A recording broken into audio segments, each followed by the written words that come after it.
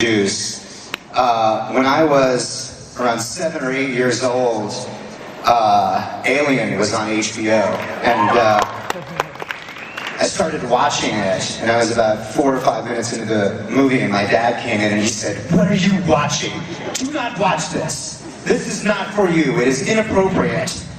And he was right, but a couple days later I returned to it and watched it, and lo and behold, it was inappropriate, but it sort of scared me. I didn't eat anything for 3 days for fear that it would somehow emerge from my chest or stomach, and at the same time, Alien was like a film. It wasn't just a movie. It was sort of profoundly and strangely poetic. I can't believe that I get to now share the stage with the man who made that film and so many brilliant movies after it to talk about this new movie, Prometheus. And that gentleman's name is Sir Ridley Scott. Please welcome.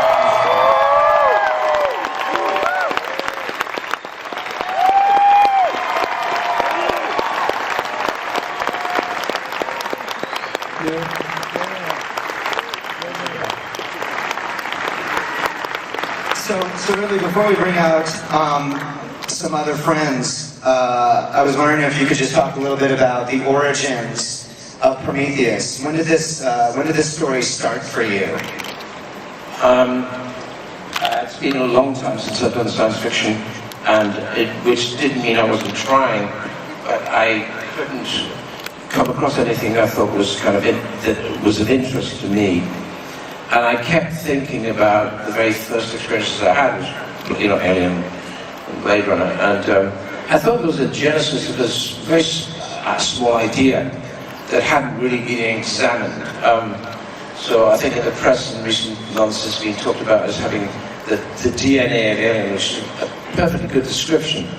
But once we met and we evolved in the storytelling process and the experience with Damon across a table, which is really where all the work is done, is 6 weeks of that, of talking, the story just started to evolve and take off into another universe. And I think that's what we've managed to pull off very successfully. And if we're lucky, maybe there'll be a second part to all of this. Because the film does leave you with some really nice, big, open questions. So, speaking of open questions, there is this, and you just referred to it, sort of ongoing question in everybody's mind as to, is this an original film? Is it something else? And up until now, we've had to kind of play this little game, but now we're starting to show some stuff. So is there anything that you would like to show now to this audience here for perhaps the first time, so that they could have something more to talk about as opposed to asking us what the movie is? You mean the trailer? Yeah, they'd be like, and not the trailer that's been online for the last 12 hours, the actual bona fide, first official 2.5 minute long trailer of Prometheus. If you guys will please put on your glasses, we're going to show that to you.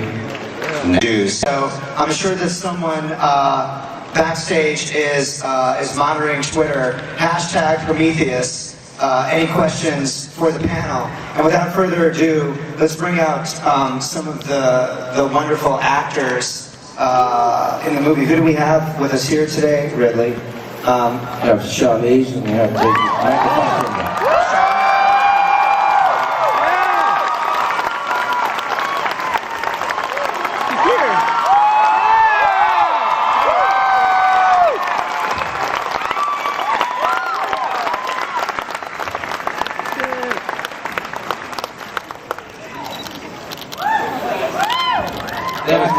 By the way, that's the first time they've seen anything of the film, is that right? Michael, Charlize, Wondercon, Michael, Charlize. Everybody, if you see Michael later today, wish him a happy St. Patrick's Day. He is... Happy St. Patrick's Day! Yes. Can you guys talk a little bit about how you got involved in the movie? Obviously, you're just going through your lives and one day your phone rings. What was your entree into Prometheus? We were exchanging emails I was in Malaysia during monsoon season, and Ridley said, I think you're available, do you want to read this? You have 2 hours to read it, and then it will implode on itself. And I couldn't find a new reception because it was monsoon, so I climbed onto a hilltop under a tarp and like read it in 2 hours, and said, I don't even think I finished it. I was like, of course I'll do this. Are you kidding me? And Michael, what about you? Same thing, minus Malaysia and the monsoon. I was at home in my flat in London, and there was a man with a gun to my head, and I had 2 hours to read the script. I'm a slow reader, so I was sweating. It was, and I just like, it was, each page, there was something new, and there was something unexplained. I mean, it was just really, you could never put your finger on anything. It's almost like a fish keeps slipping out of your hand. It was such an intelligent piece of writing, I thought, and then, of course, with the master at the helm, it was just, an amazing opportunity, and I'm so grateful. We had a lot of fun making it, and hopefully it's going to do you proud, all the fans out there, because, as I said, that's the first time I saw it. It looks pretty amazing. I know Ridley and I have I just wanted to say Ridley and I, like we're friends. We've experienced a certain degree of, people asking us not just at events like these, but our friends and our family and our loved ones. What is this thing that you're working on? What is this? What is Prometheus? What do you say to them? It's like the closest we're ever going to get to feeling like CIA spies, like where you can't share with your loved ones what you're actually doing. I told them it was a romantic comedy, so they're going to be shocked. You're just a guy looking for a girl to say I love you. I'm just trying to find love in all the wrong places. Ridley, can you tell us a little bit about what it was like working with not just these two, but the amazing ensemble? Obviously, I think we have to mention Noomi Rapace, who was awesome. Idris Elba, who was just incredible. Logan Marshall Green, who you guys have not really met yet, but is great. Can you talk a little bit about the cast of the movie? Yeah, I mean, what's the most difficult thing is set is the script, and the story in the script. Thanks to the gentleman, right? Give him a hand! We all know it will be my fault if the movie sucks. So. I'm kidding. Very well played. The next most important thing is who am I going to have to play all these wonderful parts. And so I spent a great deal of time thinking, and with, of course, the casting director. But I've already got pretty good preconceptions of, who the main players are going to be. Therefore, I just hope that that's what I'm going to get. Because I've done enough homework by that moment, and also I've watched them enough to think that what I'm looking for when I'm going to work with an actor, actress, is that, I've said this before, I rarely talk about the screenplay initially. I spend a couple of hours just talking to them as a person and trying to get them to open up and evolve themselves, because then I now know who they are as a person as best I can in the 2-hour process, because I'm always looking for someone who actually is going to be a good partner with me in the process of making a movie, because that's how I like to do it. I like it, whatever I do, whenever I work in a film, I try to make it always an ensemble, because that way you get better work, you get interaction on and off camera, and it just makes a better performance.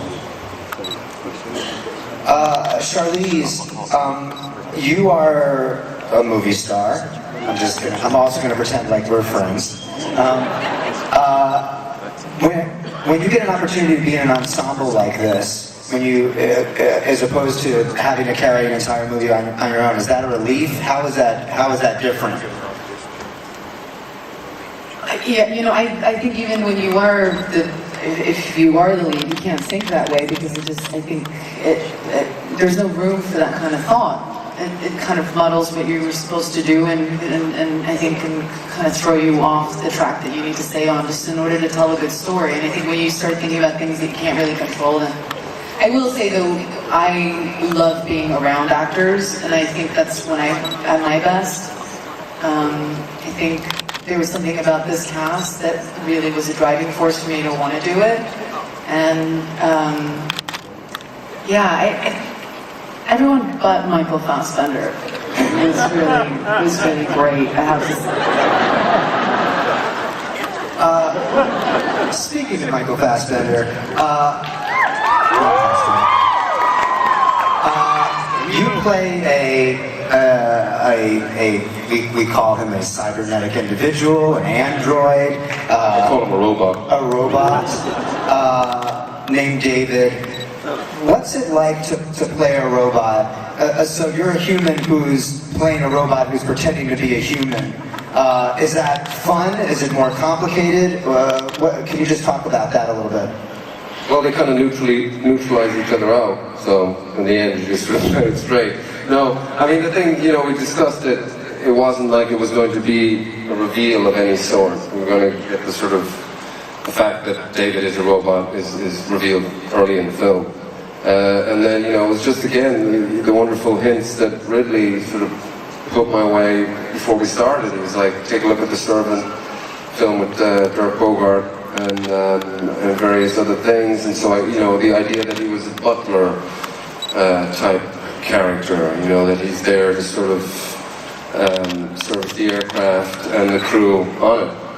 And then I sort of thought, well, what sort of physicality I'm going to find there. For some reason I thought of Greg Louganis. I don't know, early on I thought of this guy. I always remembered him when I was younger, and I sort of see him sort of, just the way he walked before he sort of dived off the sort of diving board or high block or whatever, and I always thought there was something very funny about it to begin with, and also there was a real economy of movement, and I thought that would lend quite well to David. And then I just really wanted to have as much fun as possible with the character, and then also the question of like, okay, how much of a programming will start to program itself? So you have this robot who's supposed to respond and interact with human beings and be able to sort of understand human beings. Would that start to manifest itself in other forms? Would he start to develop his own personality traits, and ego, insecurities, all the fun human stuff? And then it was just sort of about playing around with that really, and seeing sort of how much for the audience when they're watching him, they're like, is this guy taking the piss? Or is he for real? So that was kind of what we were playing with, I think. Do robots piss? Does They do, but only to make humans feel more comfortable around them. Yes. Good answer. Ridley, can you, this is, you shot this movie in 3D. It's not a conversion, you shot it in 3D. This is the first time you've done a movie in that format. What was it like, and are you happy with the way it turned out? Oh, it's absolutely beautiful. I mean, scenes of it up there. But it's also a great cinematographer. I was working with Darius Wolski that I had a great time with, and he was a very nice partnership in the whole process. And because I tend to come from the visual side anyway in my career, that I always got the actors last, and actors always used to complain about. I never talked to them initially. In fact, the very first day, they were all complaining. I never actually talked to them. 20 years on, I said, that's how I wanted it. Okay. I wanted them to feel insecure, but actually I was scared to death of talking to them. So Darius is a great partner, and the film looks marvelous. Yeah. But that said, I should also mention all the departments that go into the making of a film like this, which is, Arthur Max, who's a great production designer, Jackie Yates, costume, all the special effects people involved in that, and the whole shebang, a very talented group of people. So it looks absolutely beautiful. Awesome. Do we have the Twitter questions yet?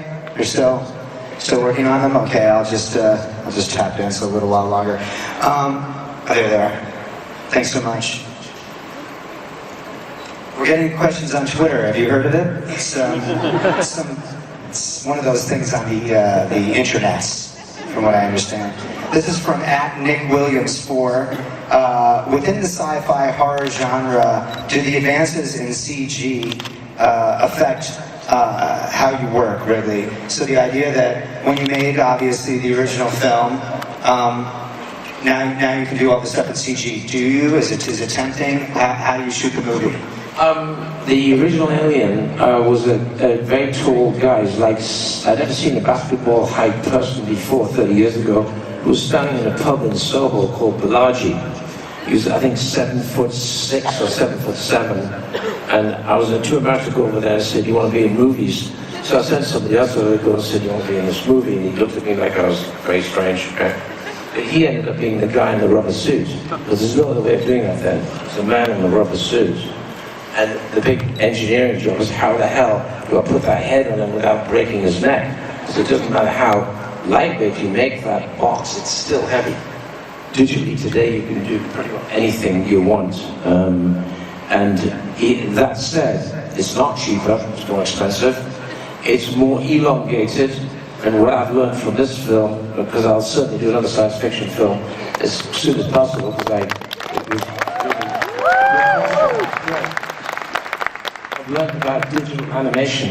And the more you digitally animate initially, you get a cost back down, and more than that, you can see exactly how it's going to play out. Digitally, you can do anything you want. But in a funny kind of way, that makes the challenge even more difficult, because it's like saying, we're almost action filmed out, we're almost science fiction filmed out, and yet we still keep going. So one of the biggest, most trickiest things of all, the most baseline question is, how original are you going to be? Otherwise it's just more of the same. So that's the challenge. This next question is from @Stuart Gardner. I'll direct it to you, Michael. And there are rumors on the net that Fassbender gives birth to mankind in the movie. And I assume he's talking about your character. Because I would see that movie. Are these rumors true? Absolutely. You heard it here first, folks. This question is not directed at anyone in particular, but I'll direct it to Charlize because I think she's in the best position to answer it. Literally, from @visit_LV426. What does Michael Fassbender smell like?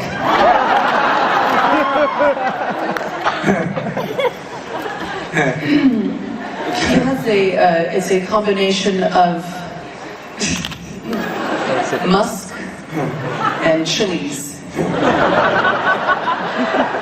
Sometimes mixed in with a little mint. Yeah. I wrote down whiskey, vanilla, a hint of freshly mown grass, and childhood pain. So I like your answer there.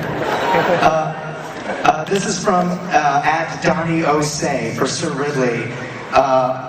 We just love to say Sir Ridley, by the way, over here. And Ridley brought his sword today. It's backstage, so he didn't bring it on the stage. Was it any way difficult returning to a genre that you hadn't worked in since the early 80s or in the late 70s? No, I mean, I think us four of us sitting here on stage are just damn lucky to be doing the profession we do. And so for me to come back and do anything, I don't care what it is, I'm relieved and grateful that I'm still allowed to do it. So for me, it was a real dynamite pleasure coming back. On behalf of all the fanboys and fangirls here, we're enormously appreciative that you have, sir. Sincerely. Should we maybe show the trailer again, just in case? There's some stuff in there. There's like some very short shots. Michael and I wanted to just act it out as a play. Oh my God. Play with the parts? That's awesome. Yeah. Someone's got to do that.